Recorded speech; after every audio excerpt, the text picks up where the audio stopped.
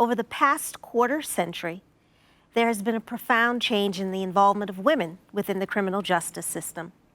This is the result of more expansive law enforcement efforts, stiffer drug sentencing laws, and post-conviction barriers to reentry that uniquely affect women. The female incarcerated population stands over 7 times higher than in 1980. More than 60% of women in state prisons have a child under the age of 18. Between 1980 and 2019, the number of incarcerated women increased by more than 700%, rising from a total of 26,378 in 1980 to 222,455 in 2019. Ivy Woolf Turk was incarcerated for 4 years at Danbury Federal Prison, a former executive in the advertising and in real estate businesses. She found herself caught up in a situation with criminal consequences. She is a proud mother of 4 amazing children and the founder and director of Project Liberation. Ivy has a unique perspective on incarceration, homelessness, and reentry. Project Liberation provides space for women at all stages of the criminal justice system to feel safe, supported, empowered, and part of the community again. The vast majority of women in prison are mothers, and their crimes are nonviolent. Once labeled a criminal record, women face barriers to successfully reintegrate into their families and their communities. Project Liberation is building a movement to transform these pathways and open doors to sustainable freedom for women. Please join me in welcoming Ivy Woolf Turk. Thank you so very much. I'm so honored to be here tonight. Good evening, ladies and gentlemen. I imagine that over the last year, many of you have experienced limited movement, limited resources, and freedom. And what I'd like to do tonight is invite you back to a time in 2007 with me. I was in my kitchen, smelling the remnants of the barbecue from the dinner I had made as my kids were getting ready to launch into their lives in college and grad school. I could still smell the daylilies, and as I cleaned up the kitchen, I just noticed that I wanted to spend more time enjoying my home. I was going to miss the kids for a while, and my life had been so about working 7 days a week. And we were 2 weeks away from closing a deal with a hedge fund that would finally buy me my freedom. On the outside, I looked like the epitome of success, the big house, the cars, the boat, the vacations. But inside, I knew that I felt bankrupt.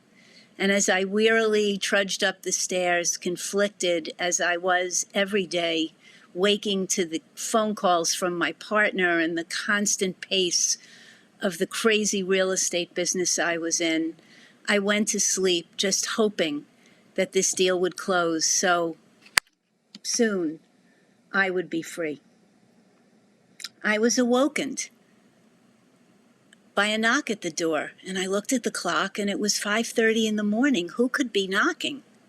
So in my scanty little pink nightgown, I went downstairs, and with brute force, as I opened the door, 21 FBI agents stormed my home at gunpoint. A man and a woman handcuffed me and dragged me up the stairs as they ushered the kids, whose eyes were as wide as could be, popping out as if they were on slinkies. And they chained me to my toilet as they read me my rights and said, "Ivy Woolf Turk, you are under arrest." I was so cold that the urine leaking out of me was burning, and I was silent. All I could hear in my head was, "Women are to be seen and not heard. You can't say anything. They don't know you. They don't know you." as they stuffed me downstairs and into the back of a squad car with my children watching on, I felt numb. And in that ride to New York City, through the tombs, all I could think about were all the times in my life that I knew something and I was afraid to say it, and how, in order to be safe and in order to be loved, I had been a fraud. I had spent 20 years with the most abusive business partner you could imagine, and yet I thought I needed him to navigate the world of New York real estate, to have and be the epitome of success, always knowing that inside I felt bankrupt. This day ended up in my being sentenced to 5 years in federal prison. And when I entered a sea of 200 suffering strangers, I really thought I would die. I spent the first year longing for all the things that I didn't have anymore, and with nowhere to look outside myself and no way to define any semblance of success, I was forced to look inside myself. And that was when I found all those moments in my heart that I had longed to speak out, to speak up, but didn't feel that I mattered. And I created a version of success that was fraudulent. How ironic that I had manifested being imprisoned for the very way that I had been imprisoned all my life. And in prison, among all of these suffering women, I started to notice that we had a common denominator. I was able, everyone there works, there's such limited freedom, and I realized that past age and past race and past socioeconomic background, as I taught GED, and then saw that the shame and the blame and the inability to stand in one's worth for fear of not being loved and not being safe transcended all of us. It didn't matter if it was the abusive business partner or the baby daddy that was beating her or the drug-dealing boyfriend. It didn't matter. We shared this common denominator, this lack of self-worth. And so I started to add, I had to, of course, ask permission, but I started to add to our curriculum and take things that I had known that were helping me to really listen, to pause, to listen to my real inner wants and desires past all the shoulds and all the have-tos. And I started adding yoga and meditation and journaling to the curriculum.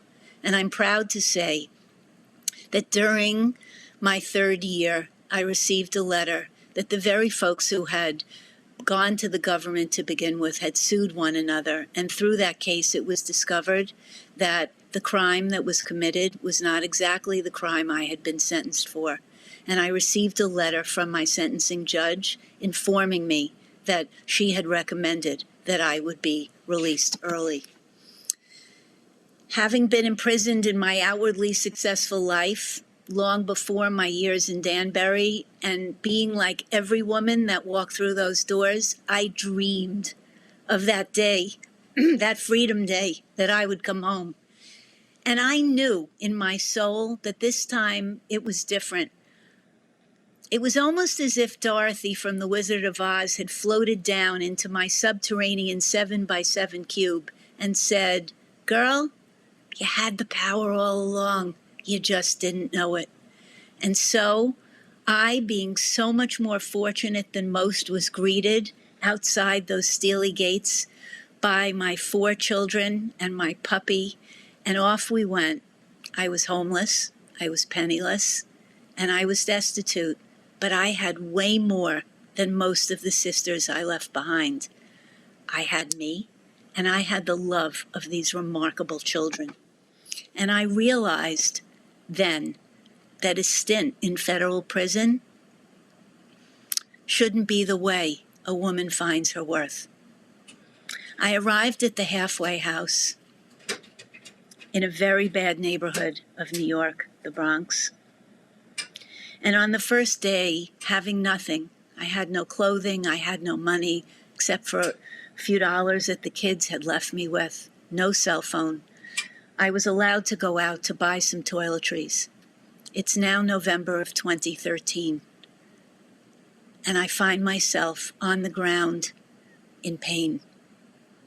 As I laid there, wondering how I would get up, how did I land here? Will they send me back to prison? I have no health insurance. I have no way to call for help. My shoulder, which had been dislocated, popped back into place, and I realized I'd been mugged, and the money that the kids had given me for toothpaste was gone. I crawled back to the halfway house, and as I sat weeping on my bed, I thought, Ivy,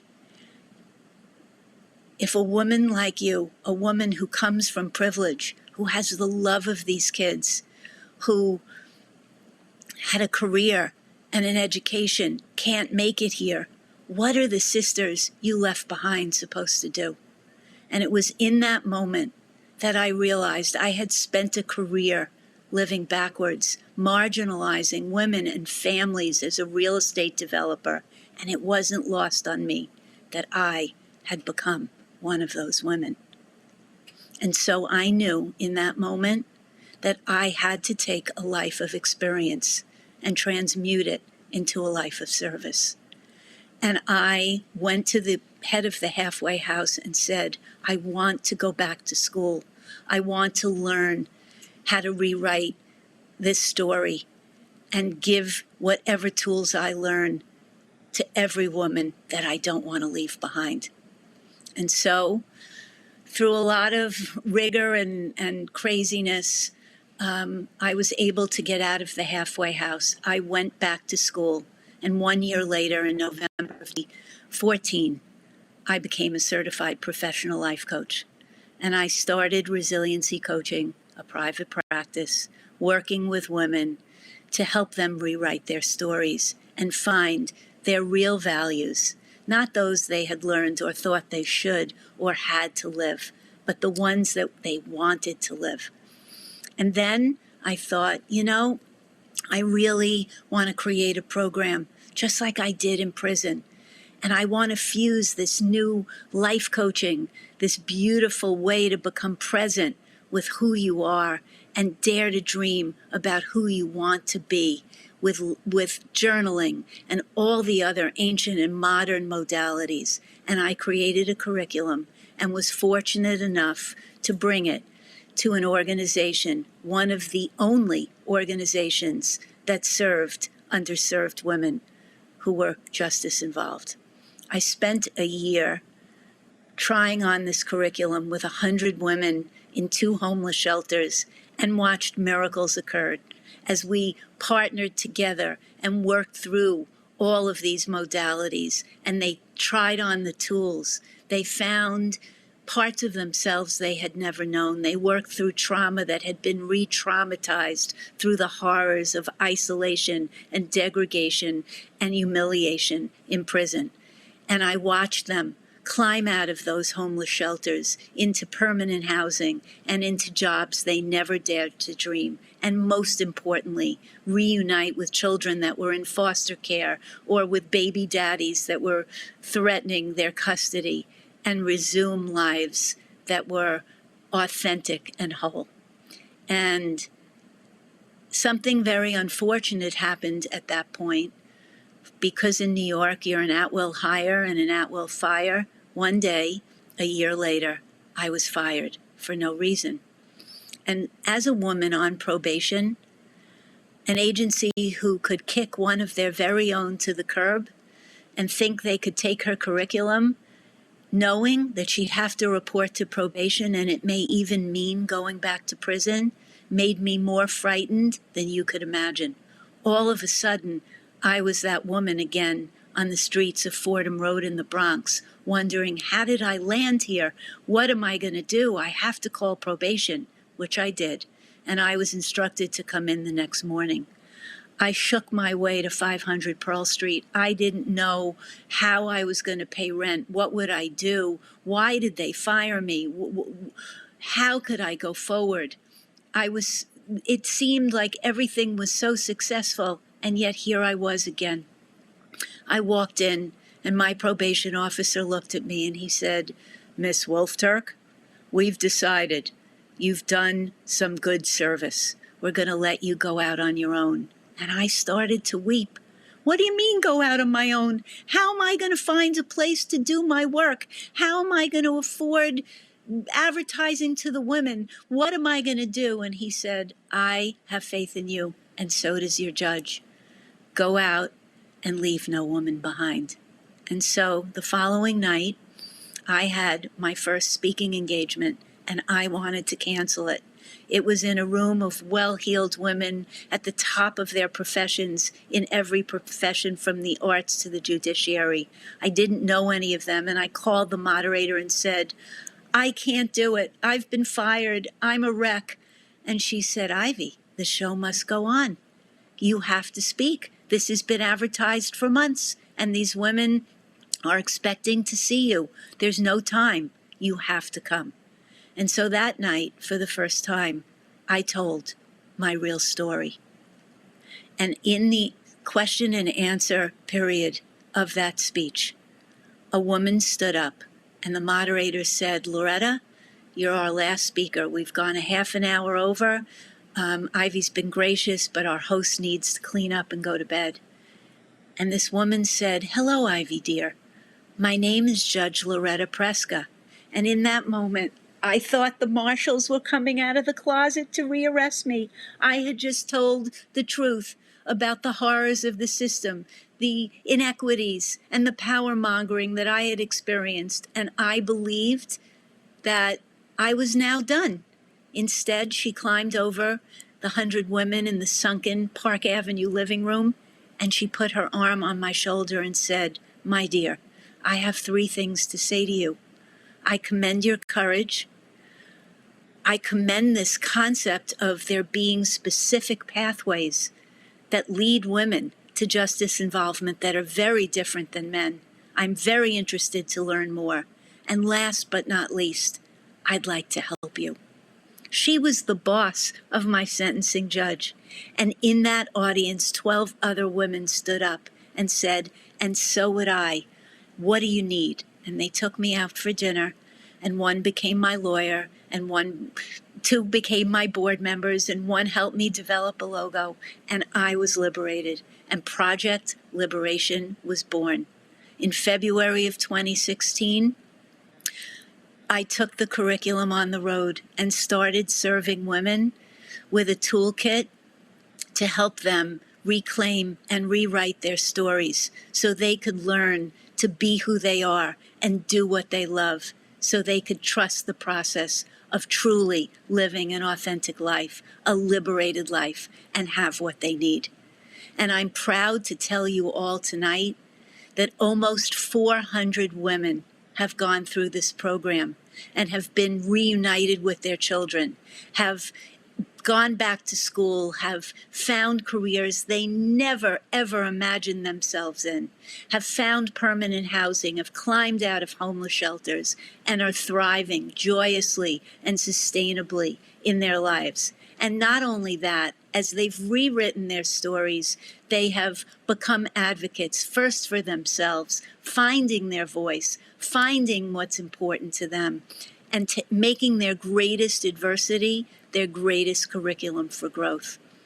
And that leads me to the women in my private practice, because it wasn't lost on me that not everyone has to do a stint in prison to find that they're stuck. And what I'd like to offer all of you tonight are 3 ways that I learned through limited freedom, through limited movement, and through limited resources, not that dissimilar from where we all have been in this year of COVID. And for any of you who are feeling stuck in your lives in one way or another, as I like to say, imprisoned in your lives in one way or another, it's so important to simply do these three things. To first pause. It doesn't matter if it's on the toilet in the morning, but to take a few minutes for yourself each day.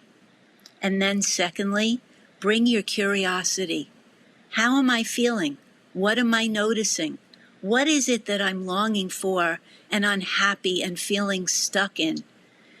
And knowing that that's where step 3 comes in, going for the jugular, really, really examining what it is your heart is telling you, not what your head says you should or have to do, but what your heart really would do if you had no fear.